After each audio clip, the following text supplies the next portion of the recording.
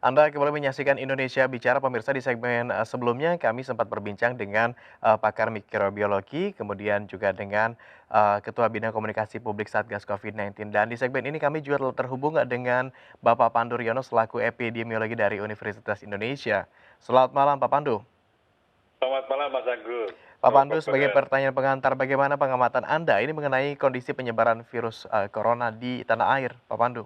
Iya. Kalau kita melihat sih sekarang masih cukup tinggi ya. Mhm. Kita dampak dari liburan panjang tuh ternyata luar biasa gitu. Artinya kita masih menghadapi di mana kenaikan kasus cukup tinggi dan juga yang paling memprihatinkan adalah angka perawatan di rumah sakit meningkat. Nah ini Baik. yang menurut saya banyak sekali rumah sakit yang sudah mulai kewalahan karena sudah hampir penuh.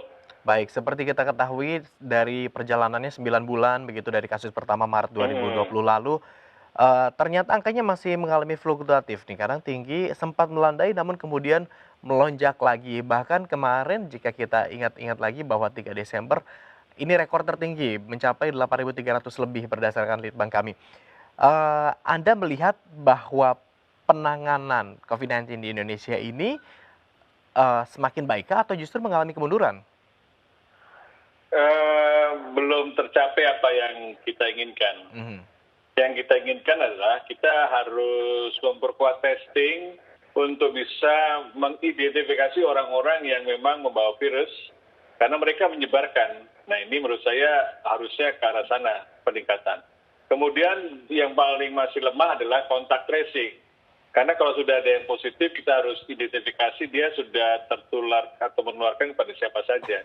Sehingga kita bisa lakukan isolasi. Karena tujuannya memutus rantai penularan. Itu dari tanggung jawab pemerintah. Nah, tanggung jawab masyarakat adalah yang protokol 3M ini masih naik turun gitu. Kadang-kadang sempat tinggi, sekarang turun lagi nih di bawah 50%. Jadi masyarakat malah bertambah abai untuk selalu menggunakan masker, menjaga jarak, dan mencuci tangan. Baik, ini kan Sehingga sudah tidak 9 heran bulan kasusnya meningkat terus. berjalan. Ya, Pak Pandu, sudah betul. berjalan 9 bulan pandemi ini namun tak kunjung juga usai. Anda melihat bahwa masyarakat juga ini apakah sudah jengah, sudah lelah begitu ya dengan berbagai aturan dan pandemi yang tak kunjung usai ini? Iya, tapi kan sebenarnya banyak masyarakat yang belum kena gitu. Jadi Mhm. kan yang masih kena tuh sekitar di bawah 5% lah. Paling tinggi sekitar 5%, tapi bervariasi dari satu wilayah wilayah lainnya ya. Dan ini mengindikasikan bahwa mereka kalau ada keluarganya yang belum kena gitu, mereka merasa bahwa pandemi ini nggak kelihatan sebagai pandemi yang luar Menakutkan biasa, gitu. Mhm. menakutkan. Karena yang kena tuh hanya sebagian kecil. Oke. Apalagi hanya 5% dari mereka yang terinfeksi yang masuk rumah sakit. Itu pun saja sudah bisa memenuhi ruang ICU yang menurut saya karena memang di Indonesia ini ruang ICU-nya memang sangat terbatas. Dengan kata lain Anda mencoba mengatakan bahwa ini masyarakat jangan-jangan harus terkena dulu supaya mereka kemudian timbul awareness begitu atau bagaimana?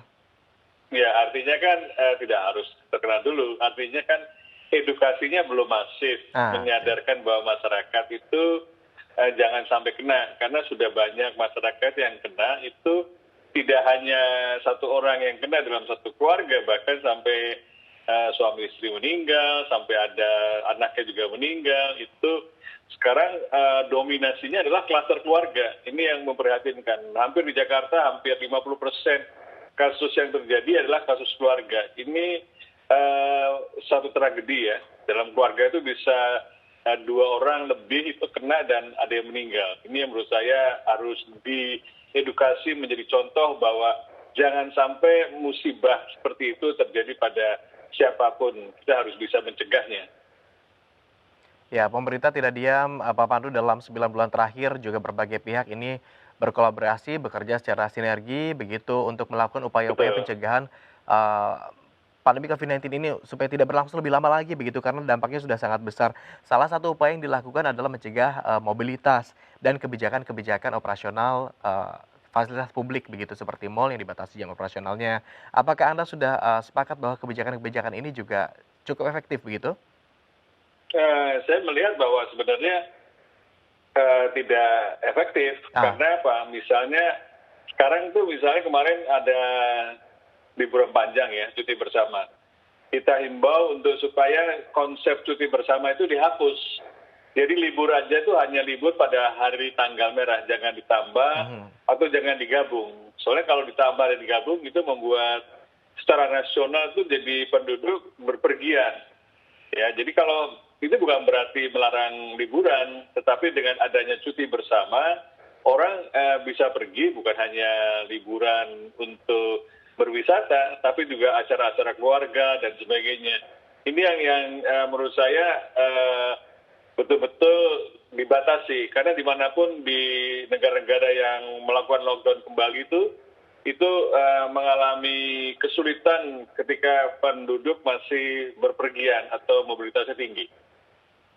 Baik, selain membatasi mobilitas, upaya yang dilakukan juga adalah ini pemerintah melalui Luhut Binsar Panjaitan juga mengatakan penerapan WFH di Jakarta ini harus ditingkatkan. Anda sependapat?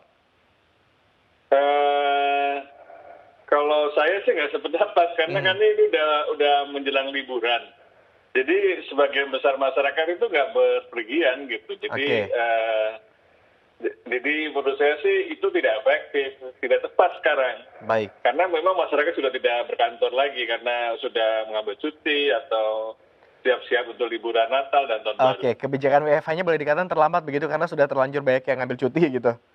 Betul sekali. Sebagai epidemiolog saran apa kalau begitu, yang Anda, sebaiknya sampaikan begitu untuk diterapkan oleh pemerintah menjelang libur Natal dan Tahun Baru untuk mencegah, penyebaran COVID-19 ini? Ya, jadi kan kita tahu bahwa liburan Natal dan liburan Tahun Baru itu tidak bisa dicegah karena sudah dibuat kebijakan seperti itu, dan itu suatu tradisi yang tidak mungkin dicegah. Jadi himbauannya adalah kita mengusahakan supaya misalnya kalau ada acara Tahun Baru sudah dilarang itu bagus. Tapi kalau ada yang tetap melaksanakan acara Tahun Baru di dalam keluarga, ya walaupun keluarga itu bisa besar, bisa 50 sampai 100 orang kalau keluarga besar, itu janganlah melakukan kegiatan perayaan Tahun Baru itu di dalam ruangan. Jadi di luar ruangan, itu juga paling penting. Jangan melakukan kegiatan apapun di dalam ruangan, tapi melakukan kegiatan di luar ruangan.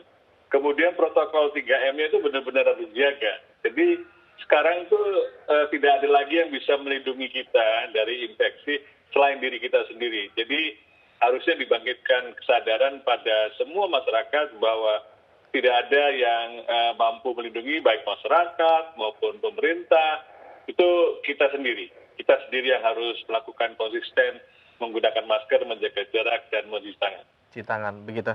Pak Pandu, kebijakan lain ini yang dilakukan oleh, pemerintah jelang Natal dan Tahun Baru guna mencegah penyebaran COVID-19, ini ialah dengan memperlakukan wajib tes antigen begitu untuk melakukan perjalanan dengan menggunakan kereta api maupun juga, eee, pesawat begitu. Termasuk juga ini warga-warga yang, hendak melakukan perjalanan wisata ke beberapa lokasi wisata seperti Bali dan beberapa wilayah lain. Anda melihat ini adalah salah satu upaya yang cukup cerdik atau bagaimana? Kalau penggunaan tes antigen untuk Mhm, pengganti rapid test antibody itu saya setuju sekali, ya kan.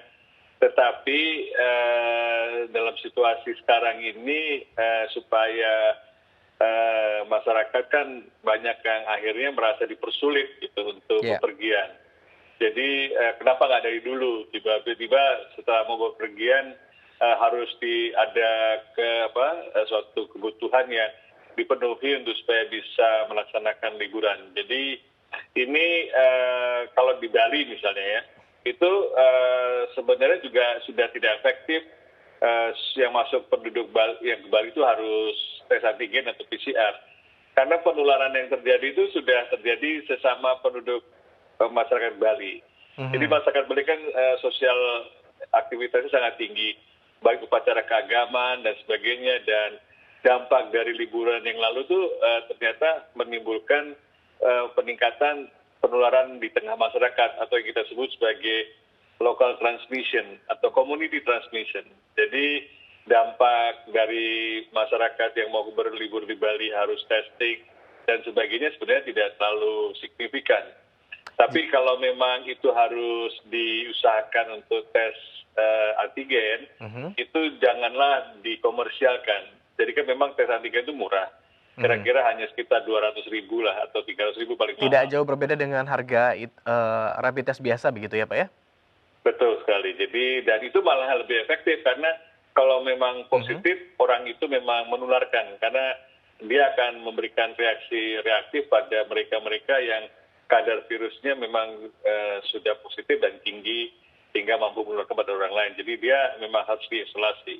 Baik, jika memang kondisinya demikian Pak Pandu, apakah memang memungkinkan, pengujian swab antigen ini justru tidak hanya dilakukan di daerah-daerah yang, memang merupakan salah satu, sentral kawasan wisata, tapi ke tiap daerah pun jangan-jangan memang diperlukan untuk melakukan, swab antigen begitu?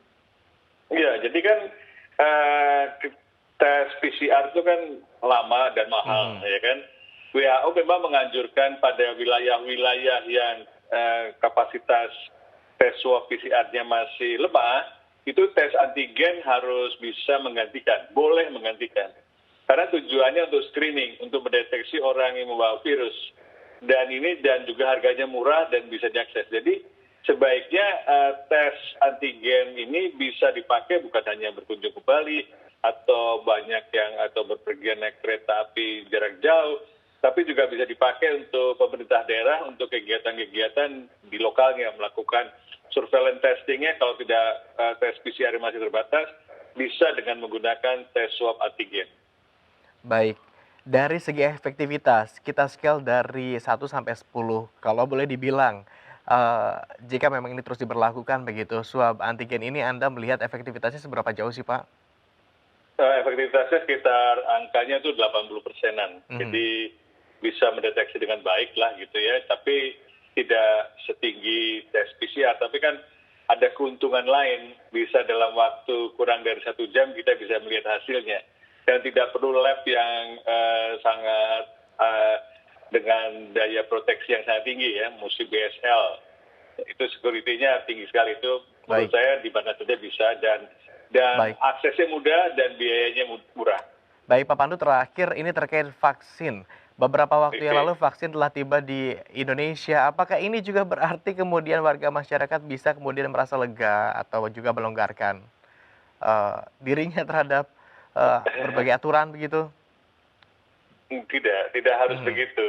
Dan kita hari ini mendengar bahwa vaksin itu gratis ya, iya, bahwa itu bukan berarti bahwa orang tidak sudah boleh meninggalkan 3M, bahkan mhm, harus memperkuat 3M. Karena kan kita masih harus memvaksinasi banyak orang supaya bisa memberikan efek untuk bisa mengendalikan pandemi. Kita baik. tergantung jenis vaksinnya, kita butuh sekitar 70-80% penduduk divaksinasi dan itu butuh waktu. Sementara itu kita harus tetap mengimplementasikan testing, lacak, dan isolasi serta 3M. Baik, artinya angin segar yang sempat kita hirup beberapa waktu lalu akan, terkait berita adanya vaksin ini, sebetulnya Iya, tidak harus membuat kita kemudian menjadi lengah, menjadi melonggarkan aturan diri mhm, kita terhadap protokol iya, kesehatan begitu, Pak Pandu? betul. Jangan jangan euforia lah gitu. Baik Jadi kita harus baik waspada. baik, Pak Pandu, terima kasih atas waktunya. Mhm. Iya, Mudah-mudahan terima kita kasih. semua tetap sama-sama amanah untuk menjaga protokol kesehatan begitu, Pak Pandu, ya? Iya, terima kasih. Selamat malam dan pemirsa, demikianlah Indonesia Bicara hari ini terkait, persiapan atau juga pencegahan, penyebaran COVID-19 jelang Natal dan Tahun Baru. Akhir kata, mewakili seluruh kerabat kerja yang bertugas, saya Agung Hardiansyah undur diri, MNC News Channel Berita Pilihan Indonesia. Terima kasih dan sampai jumpa.